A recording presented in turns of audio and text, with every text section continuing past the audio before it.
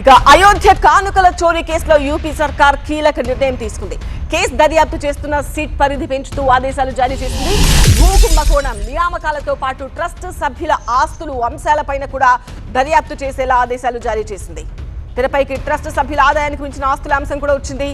అన్ని పక్కాగా లెక్క తేల్చేందుకు సిట్ విచారణ గడువు జూలై 15 వరకు పొడిగించారు.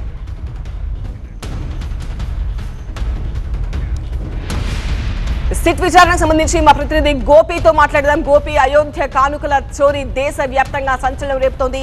ఈ కేసుకు సంబంధించి ఎలాంటి లేటెస్ట్ అప్డేట్స్ ఉన్నాయి? ఉత్తరప్రదేశ్ ప్రభుత్వం చాలా కీలక నిర్ణయం తీసుకుంది. ఈ అయోధ్య రామ మందిర విరాళాల ముఖ్యంగా దుర్వినియోగం చోరీ కేసుకు సంబంధించి సిట్ పరిధిని పెంచుతూ, అలాగే సిట్ యొక్క కాలపరిమితిని కూడా పెంచుతూ కీలక నిర్ణయం తీసుకుంది. జూలై 15 వరకు సిట్ యొక్క కాలపరిమితిని ఎక్స్టెండ్ చేయడం జరిగింది. అలాగే విచారణ పరిధిని కూడా ముఖ్యంగా దర్యాప్తులో ముఖ్యంగా వేల కోట్ల రూపాయల విలువైన భూములు కొనుగోలు చేశారు నిందితులు అన్న ఆరోపణలు ఉన్నాయి. సో ఈ భూముల కొనుగోలు వ్యవహారం కానీ, అలాగే ఆలయ ఆదాయ వ్యయాలు, అలాగే ఈ విరాళాల లెక్కింపులో ఎవరు భాగస్వాములుగా ఉన్నారు, అలాగే అరెస్ట్ అయిన నిందితులకు సంబంధించిన బ్యాంక్ లావాదేవీలు, ఆర్థిక లావాదేవీలు, వీటన్నిటిపైన కూడా దృష్టి సారిస్తూ సిట్ పరిధిని ఎక్స్టెండ్ చేయడం జరిగింది. సో అన్ని కోణాల్లోనూ ముఖ్యంగా ఆలయ ట్రస్ట్ సభ్యులు ఎవరైతే ఉన్నారో వారందరినీ కూడా సిట్ ఇన్వెస్టిగేట్ చేయబోతోంది. ప్రధానంగా ఆలయ కోశాధికారి ఇటు గోవింద్ గిరిని ఇటు విచారించబోతోంది సిట్. ఈ ఆదాయ వ్యయాలకు సంబంధించిన ఖర్చులు, లెక్కలు, ఏ విధంగా ఈ విరాళాల లెక్కింపు జరిగింది, వీటన్నిటికి సంబంధించి కూడా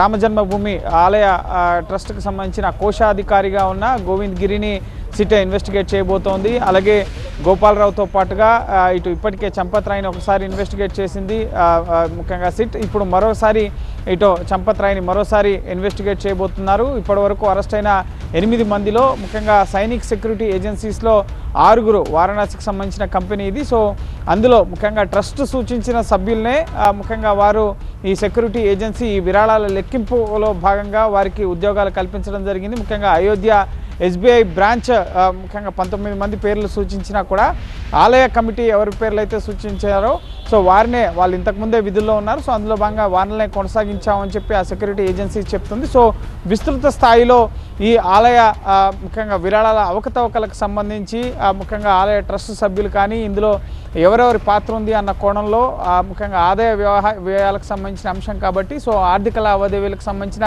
సమగ్ర ఇన్వెస్టిగేషన్ జరగాల్సి ఉంది. కాబట్టి సిట్ యొక్క దర్యాప్తు కాలపరిమితిని జూలై 15 వరకు ఎక్స్టెండ్ చేయడం జరిగింది. అలాగే దీని పరిధిని కూడా విస్తృతపరచడం వల్ల అనేక విషయాలు వెలుగులోకి వస్తాయి. ఇప్పటికే రాజకీయంగా విమర్శలు వస్తున్నాయి, పెద్దవాళ్ళని వదిలేసి చిన్న ఉద్యోగులను అరెస్ట్ చేశారని. సో అందులో భాగంగానే విస్తృత స్థాయిలో దర్యాప్తు జరిపితే కనుక అసలు దోషులు ఎవరు అనేది బయటకు వస్తారన్న కోణంలో సిట్ ముమ్మరంగా ఈ కేసుకు సంబంధించిన దర్యాప్తు కొనసాగిస్తోంది.